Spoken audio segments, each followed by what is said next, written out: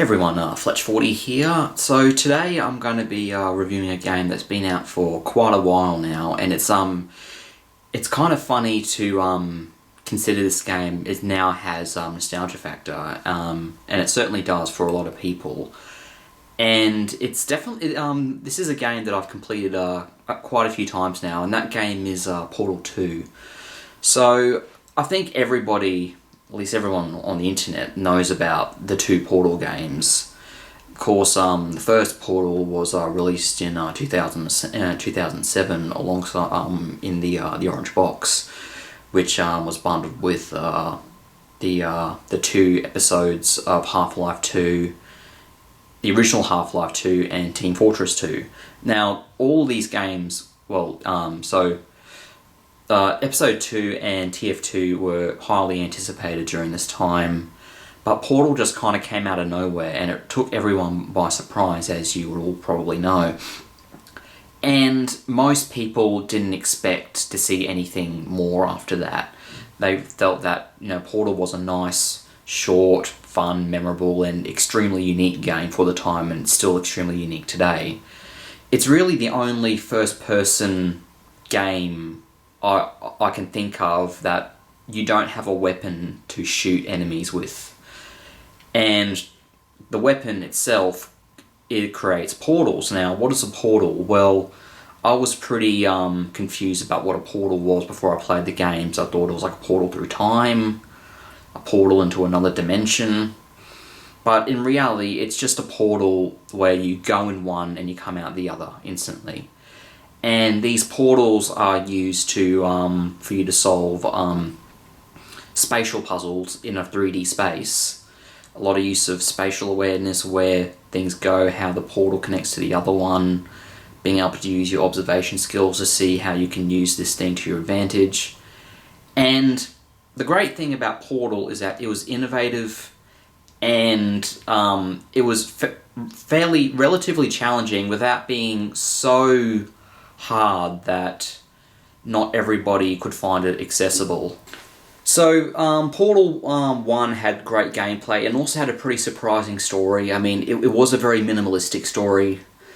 It didn't really present the player with much content. It was very ambiguous.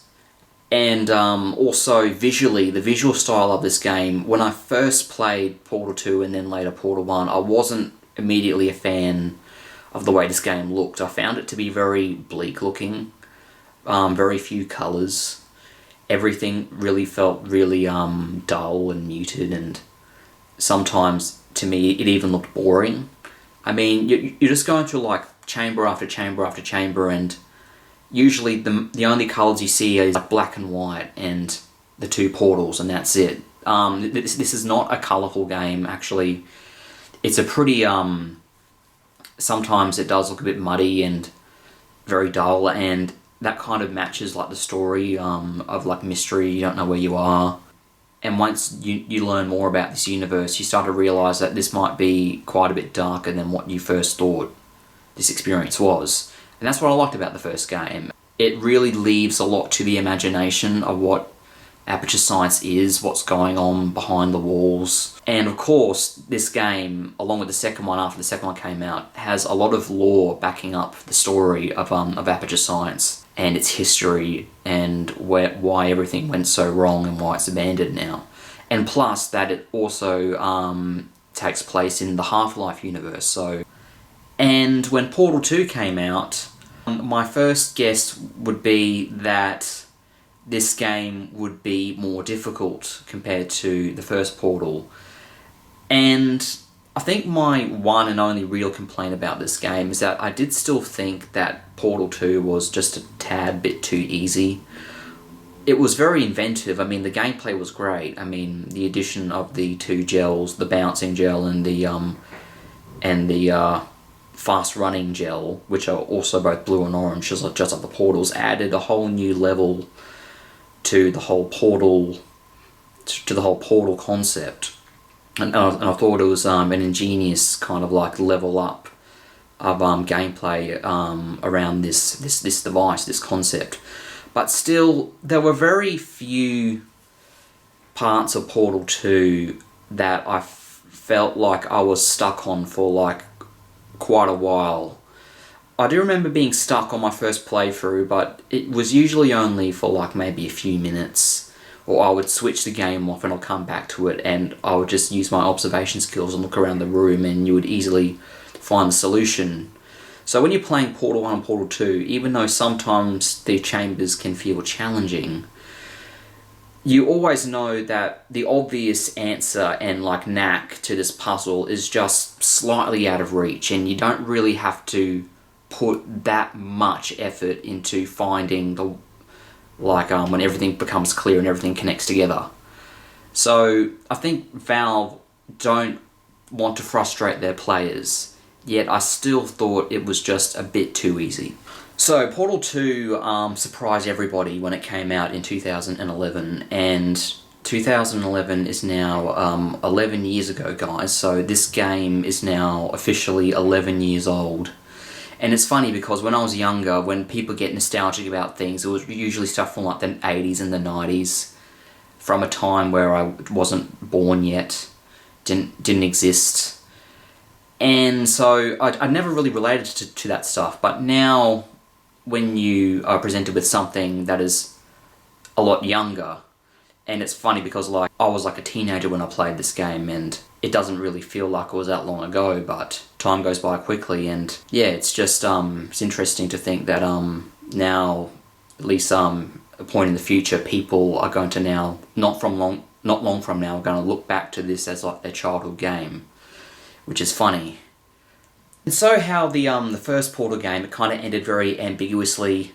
Portal 2 gives, even though it looks similar, it still has the same chambers. It is slightly more colourful and it's a bit more vibrant than the first one. I mean, the first few test chambers of this game, there are like plants overgrowing the white test chambers, and it kind of gives a nice contrast between like the greenery of the nature and the very artificial nature of like the scientific test chambers.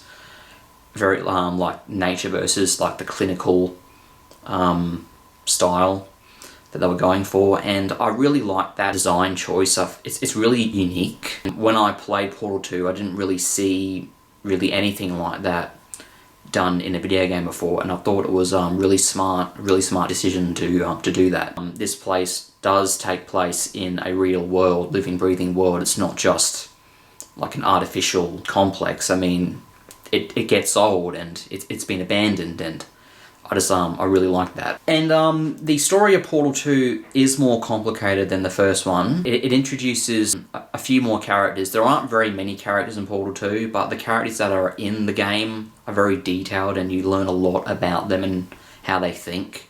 Wheatley, to me, is probably one of my favourite video game characters of the last decade. He's so quippy. He's such a goofball. He's so he's just able to talk and talk and talk, and you could like listen to this little thing talk forever and it wouldn't get boring because he's so entertaining with the time that you spend with this character in this game. Now GLaDOS later on says that Wheatley is what they call an intelligence dampening sphere, which is supposed to make GLaDOS dumb. And she calls her a total moron, decided to be a moron. But it's funny because if Wheatley really was a total moron, he wouldn't be this talkative and making all these quips and all these remarks. He'll be really dull and really not saying much of anything at all, not being able to figure things out, or even wanting to figure things out. I mean, Wheatley does try to figure things out in this game, but he often gets it wrong. But there's a very smart edge to this character. And I always thought that was a really nice touch. It's obvious that Valve spent a crazy amount of time just writing and writing for this little blue ball. And Stephen Merchant is great as the role. I haven't really seen him in much of anything else. I know he's in a few British comedies and dramas, but this is really the only performance from him that I know. And I am keen to see what else he does in his career because he seems to be a pretty entertaining guy. So yes, this will be a spoiler-filled review because I feel like almost everyone has probably touched Portal 2 at this point and played a great deal of it, and a lot of millions have know the story of the game. So I'm going to go into major plot details about the characters and what's revealed about them. So GLaDOS makes a wonderful return in Portal 2. She's very different compared to the first game. I mean, the GLaDOS in the first game had like, did you know that Aperture Science, the enrichment center, can donate all your body parts and stuff like that? She talked in this really robotic, kind of funny, but really just artificial voice. But of course, at the end of the first game, you kind of break her, and she presents her more psychotic side, and she speaks in a much more like really surly and really more evil, but also scarily enough a more human sounding voice than what you thought she was. And a lot is revealed about GLaDOS in Portal 2. Basically almost everything you need to know about GLaDOS is revealed in the second game. As since you tried to murder her in the last game, she immediately blames you, but it's funny because like she was the one that tried to kill you and you were just trying to defend yourself and disassemble this terrifying machine. But I did hear somewhere that Valve said when they were originally developing Portal 2, when you woke GLaDOS up, she would actually be angry at you and like shouting at you and being really bitter about what you did. But they said that the better choice is what they called put you on the cool burn. I've never heard that phrase before, but it's a perfect analogy for the way GLaDOS is in this game. You can see that she hates you and that she really, really doesn't like you after what you did, but she still kind of keeps her cool about it. And she's like just kind of really quiet and just quietly talking to you and making really, really harsh remarks about you. But she's doing this like in a really level-headed and also pretty funny way. Good. You have a dual portal device. There should be a way back to the testing area up ahead. Once testing starts, I'm required by protocol to keep interaction with you to a minimum. Luckily, we haven't started testing yet. This will be our only chance to talk. Do you know the biggest lesson I learned from what you did? I discovered I have a sort of black box quick save feature. In the event of a catastrophic failure, the last 2 minutes of my life are preserved for analysis. I was able, well, forced really, to relive you killing me again and again, forever. You know, if you'd done that to somebody else, they might devote their existence to exacting revenge. Luckily, I'm a bigger person than that. I'm happy to put this all behind us and get back to work. After all, we've got a lot to do, and only 60 more years to do it. More or less. I don't have the actuarial tables in front of me. But the important thing is you're back, with me. And now I'm on to all your little tricks. So there's nothing to stop us from testing for the rest of your life. After that, who knows? I might take up a hobby. Reanimating the dead, maybe. She's she's brilliant in this game. She is such a great character. Very well written character. And Ellen McLean does a great performance as her, and she does evolve over the course of the game. The major twist of this game, the major plot turn, is when you attempt to escape Aperture with Wheatley, and you're put in a situation where you switch GLaDOS, take her out of the mainframe, and you put Wheatley in instead. And it's funny because I just played this game recently, and I actually heard a lot of stuff that I didn't hear from Wheatley before. If you leave Wheatley in this little slot thing and you don't press the button for like a few minutes, he starts saying certain things, and he says that he appreciates you, Chell, the character, for being so witty and being able to solve things out, and how he enjoys being with her. But as soon as you put him in that thing, he immediately says the opposite thing. He immediately turns against you and says you're selfish, you boss him around, and now he's the boss. And it's like he's getting revenge over Chell for basically nothing. Chell didn't do anything to Wheatley. In fact, she did a real nice thing. I mean, she could have just bolted out of there and just been so annoyed by all of his ramblings, but no, she was there for him. So it's obvious that he is corrupted by the power that this mainframe gives him. And I think a theme of Portal 2 that a lot of people don't talk about is how power corrupts, because you can see when GLaDOS is in the mainframe, she is she feels like she's the boss of everything that she knows, yet she doesn't know anything outside of Aperture. Things have changed since the last time you left the building.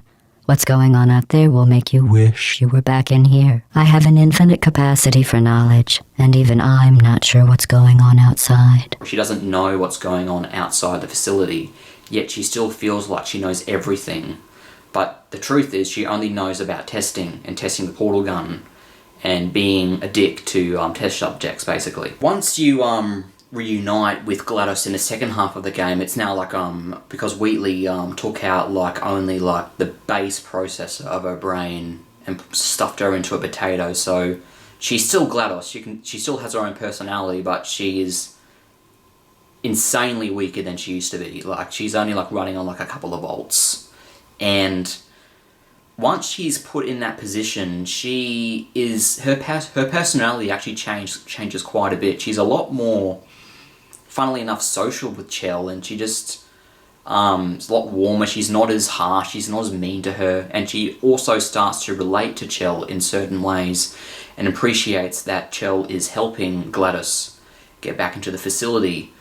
And then the second big plot twist of this game is revealed with the reveal of Cave Johnson. And the funny thing is that the game doesn't completely, definitely spoon-feed you what's going on, but it is very, very obvious about what is actually going on. And that is, GLaDOS herself used to be a human called Carolyn, which was Cave Johnson's assistant. Now, it is revealed towards the end of the game that Cave Johnson was very interested in artificial intelligence, and he wanted to upload his consciousness to a computer to escape death. Now, he said this in the period of Aperture Science in the 1980s, which is the final segment of old Aperture before you get back up to the modern facility. And it is, he says that if he dies before the technology has been created, he wants Carolyn to be put into a machine and become immortal. Now, before I talk more about GLaDOS and Carolyn, I want to talk about Cave Johnson himself, because he might be my favourite character of the game, but that's really hard to tell. They're all great. Wheatley, GLaDOS and Cave are almost equally as good as one another when it comes to a character. You never see Cave in person because Cave is dead and he's been dead for years, but what you do hear is all its pre-recorded ramblings. If you're interested in an additional $60, flag down a test associate and let them know. You could walk out of here with 120 weighing down your bindle if you let us take you apart, put some science stuff in you, then...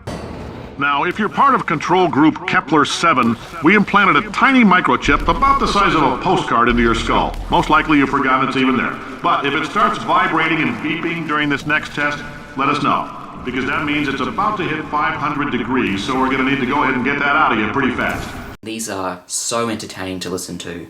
They are funny, they're witty, and it kind of shows kind of like a lot of the arrogance that certain scientists can come across, and he's kind of like the embodiment of an arrogant scientist.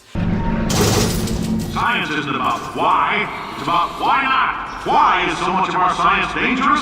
Why not marry safe science if you love it so much? In fact, why not invent a special safety door that won't hit you on the butt on the way out, because you are fired. Now you test subject, you're doing fine. Yes, you. Box your stuff. Out the front door. Parking lot. Car. Goodbye. Who still doesn't really know much about what he's doing, but the passion's there, so there's that. J.K. Simmons is the voice actor of Cave Johnson. Now, J.K. Simmons, I really do appreciate him as an actor. Of course, I loved him in the Spider-Man movies of J. Jonah Jameson, which, funnily enough, he's gone all the way from the first Raimi Spider-Man in 2002 and all the way to No Way Home, which came out last year.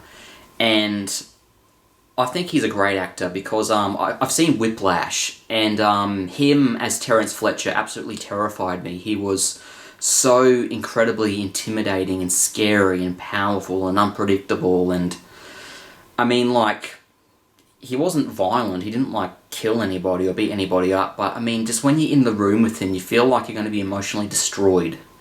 And that's kind of what makes him so entertaining to watch in that movie, because he's such a dynamic actor.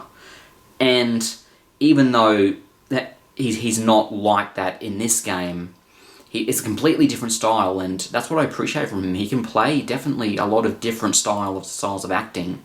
Really intimidating, hard-hitting, impactful stuff like he did in Whiplash, and more comedic stuff like he does in Spider-Man and in this game, Portal 2.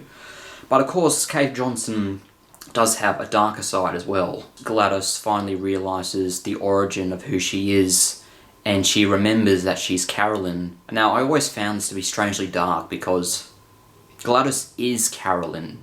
It's obvious that that is Carolyn, but GLaDOS herself in that point in time as a computer does not remember who she used to be. And just that is terrifying. I mean, like, could you just like, it's like, could you just like imagine, like, you just, in this day, you just forgot all your past memories, and then you were just like, who am I?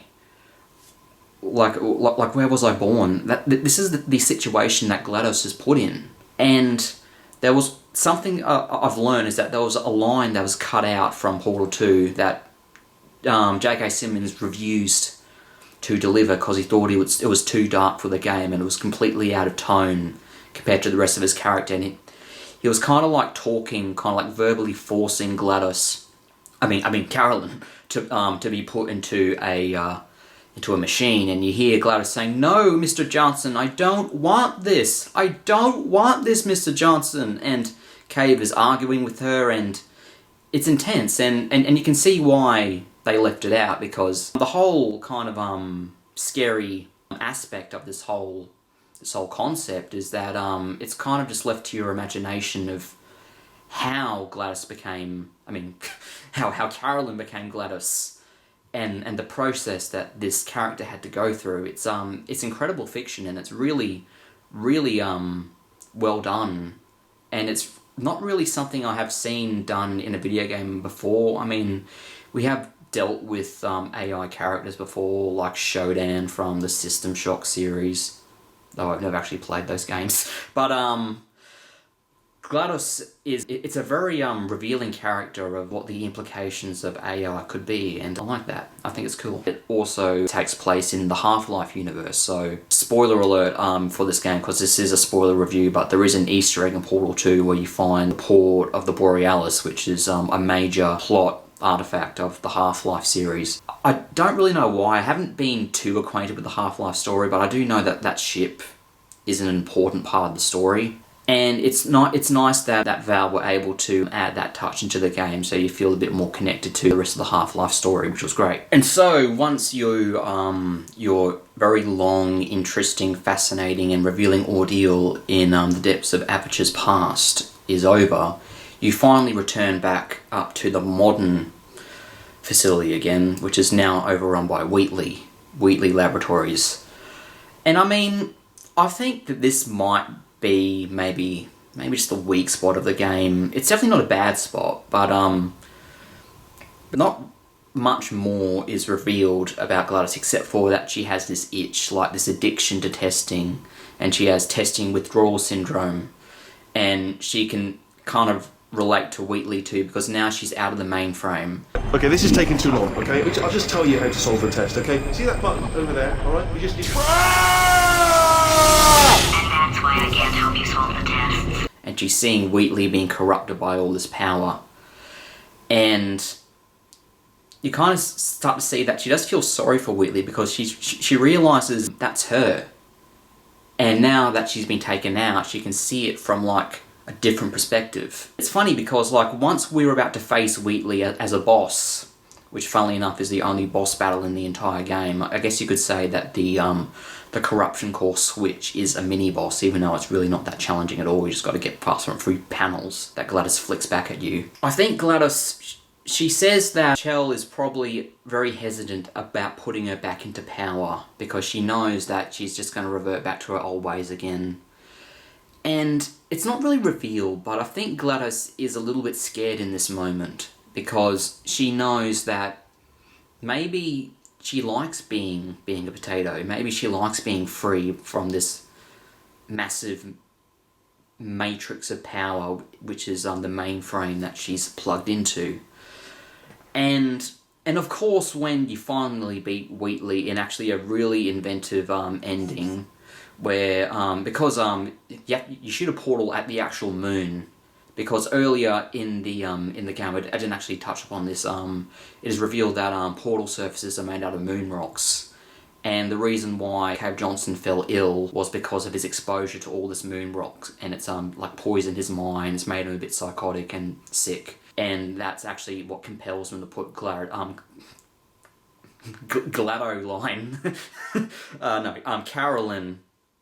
into a computer.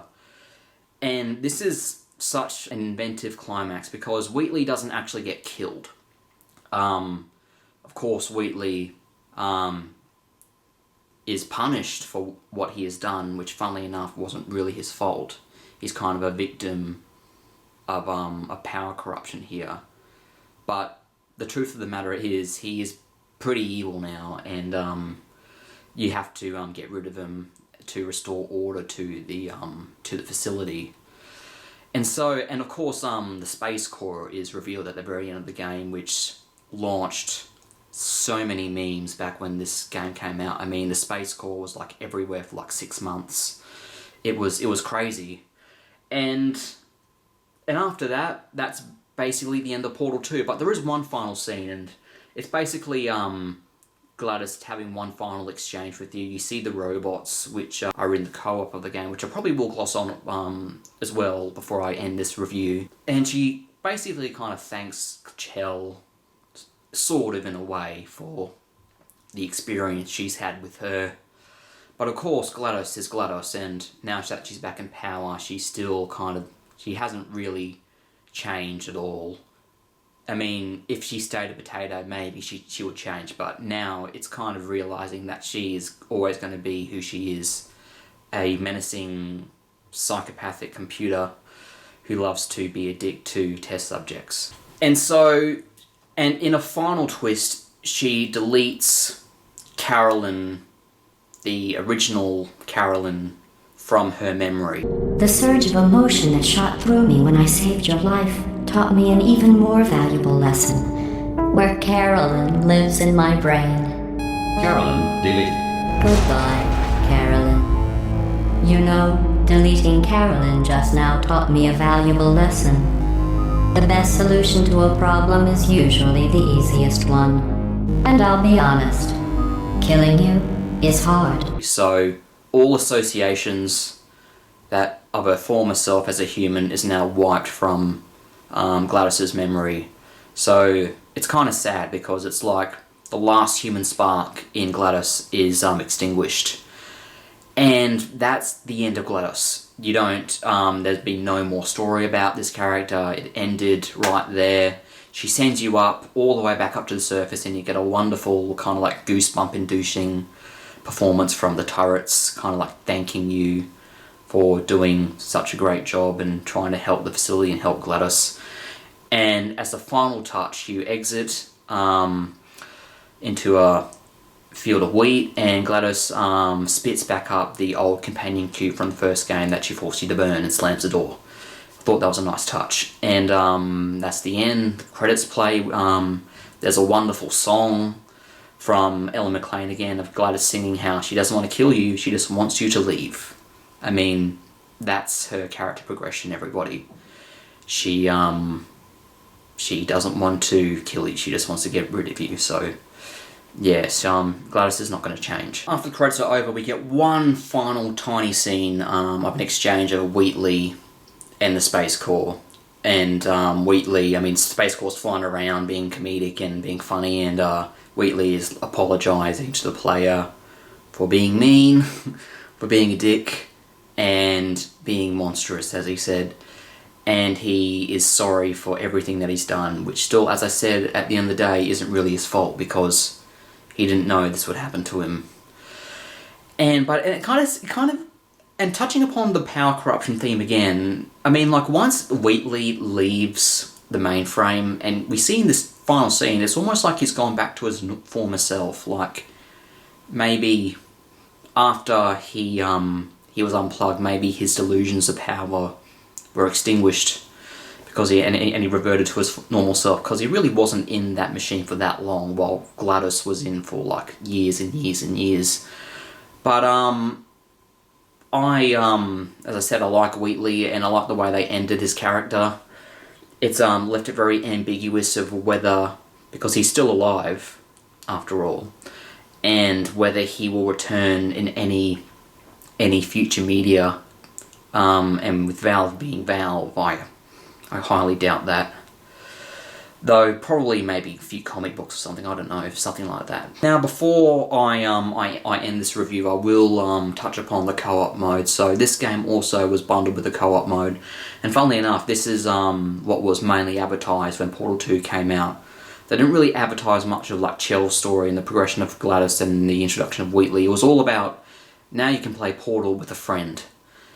And it's funny because like, I never really played Portal 2 with an actual other human being. I mean, I played shooter games with other people, but I've never really been put in a situation when I'm going, hey, do you want to play Portal with me? I never really get any responses. That's something I've noticed over the years. And certain people have joked online that they sometimes play the Portal co-op by themselves with 2 controllers, which is actually pretty funny, and yeah, it is funny. The experience I had with this mode is that you get to, you have an option to play with a total stranger. And it's not like most online shooters where you are like put in like a pack of random people who are playing the game online and put against another team like Halo, Call of Duty, Team Fortress, Overwatch, stuff like that.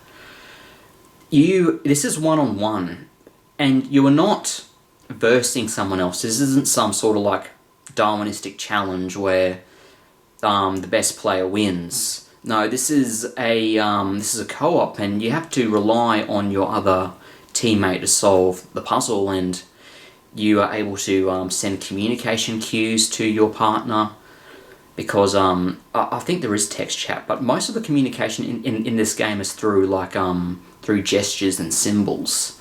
And I don't really think I've seen that really done with any other multiplayer game before. I think Left 4 Dead did a little bit of that, but that was a team-based game where you have to take down zombies. But I did like this feature, and I did like this game mode, and I wish more games had this type of playing style in mind, because I can't really think of many other modern games that did this, and I still consider Portal 2 to be a modern game, but it's now an aging game, and it's now become over a decade old at this point, so it now could be considered old. But I like this this mod. I've never finished it, but I do know how it ends. So it's an added bonus after you finish the main story. So what do I think of this game overall? This is, this is one of the most unique and innovative and refreshing games I've ever played. It is such an original tangent compared to what else is on the market, especially in the first-person genre. Because, before Portal and Portal 2, first-person games were predominantly always, all the time, shooters. Of course you had point-and-click puzzle games like Myst, and that was first-person, but that was like kind of like an interactive slideshow with pre-rendered graphics. But Portal was a real-time game that looked and felt just like a Half-Life game, but except you don't kill people. And after Portal and Portal 2, there have been a handful of first-person games that don't use shooting as its main factor. Like another example is the Stanley Parable. And even though that game isn't similar, isn't really related to Portal 1 or Portal 2, in fact I don't think I've actually even been able to finish the Stanley Parable. Usually each time I play the game I just go around in circles and circles and circles. There's this one, I'm going off on like a bit of a tangent here, but there's this one puzzle at the end of the Stanley Parable, one of its storylines, where you have to like stop a bomb from exploding. And I did this like 5 times thinking that there was some sort of solution, but then I came under the realization that I think there is no solution to this problem. It's all just a lie. I mean, there's no solution to the puzzle. You're going to die every single time, so I gave up on that. And ever since then, I haven't played the game again. But anyway, yes, so this game has definitely inspired a lot of future releases after it that kind of want to do the same thing that Portal wanted to do. You got stuff like The Witness, you got stuff like, there was this game, there was this other puzzle game that I know of, but I forgot its name, but it's like, you're like walking around like kind of like these Italian ruins, and you're solving puzzles. I played it once, but I only got like about an hour into it, and it got a bit too heady for me. And talking about too heady, that is the one problem I have with the Portal games. I do think they are a bit too easy. Of course, and also another major hit is that these games don't have much replayability, because once you figure out the puzzles, you can blitz through this game so fast. I mean, it's great for speedrunning. I mean, if you know how all the puzzles work, you can finish Portal 1 in a flash, and you can also finish Portal 2 very fast as well. So, I do think it is an almost perfect game, despite those flaws. And as I said, I wasn't a fan of the minimalistic visual style at first. I wasn't a fan of how small a lot of these maps are. The test chambers are very small, very claustrophobic. Usually, not much visual detail to them, though sometimes there are scribbling on walls and there are Ratman dens. And yeah, Ratman is a reoccurring character of a test subject gone insane. So, and there is lore about this character.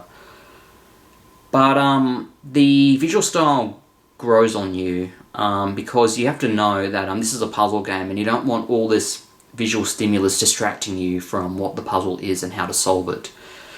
The mechanics are very simple, usually just moving a block and putting it on a button to open a door, but it's how you use the portal gun to get that block to that certain location that makes the level fun.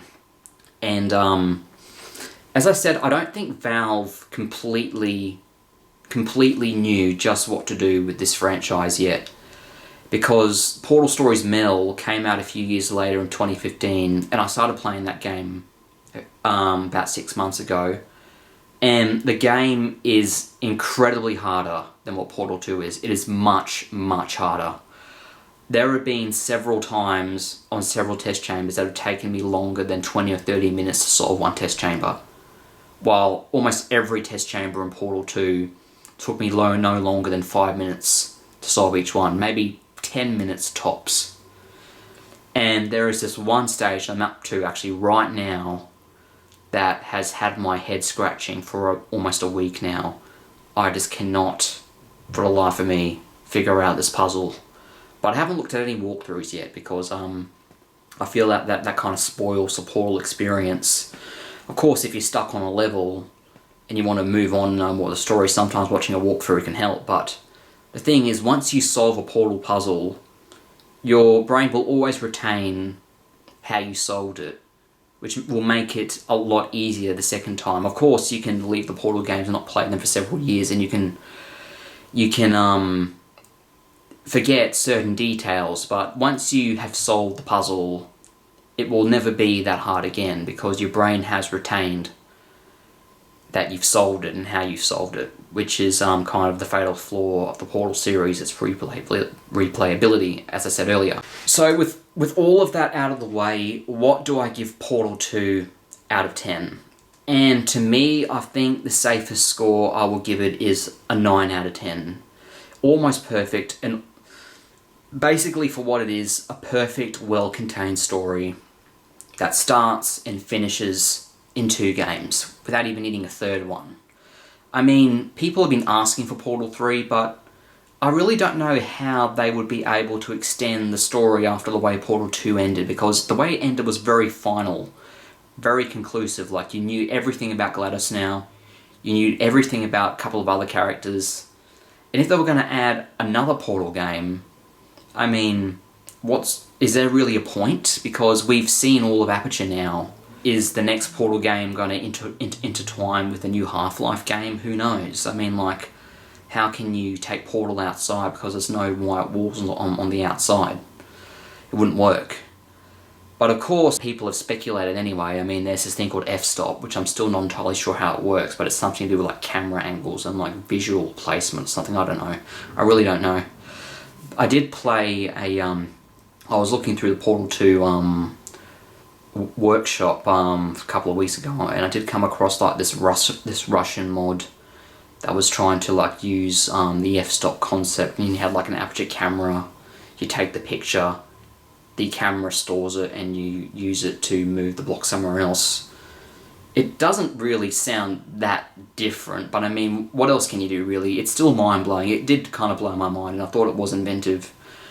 And it's overall, also another factor, this game did blow my mind when it came out. Like, when I first understood how the two portals work, that was a major mind-blow moment for me, that not really many other games have been able to do. So I give Portal massive points for that.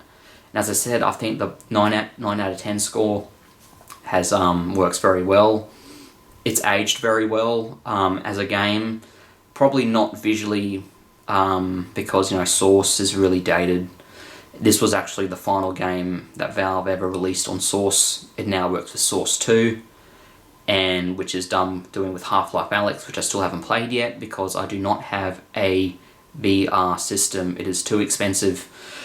I do wish that Valve would maybe release one more game just to regular PC players, because I have released this new Aperture desk job thing, which I haven't tried and I don't want to spoil. But it looks fun. So anyway, that is my opinion on Portal 2 and Portal 1. I think Portal 1 might actually get a 10 out of 10 because it's so good and so self-contained. But Portal 2 does have a couple more problems with it, but it's also basically as good as a sequel as you can get. And even more so when it comes to Portal. It is a must-play game. Play it if you haven't played it already. And that's me done. Take care. See you later.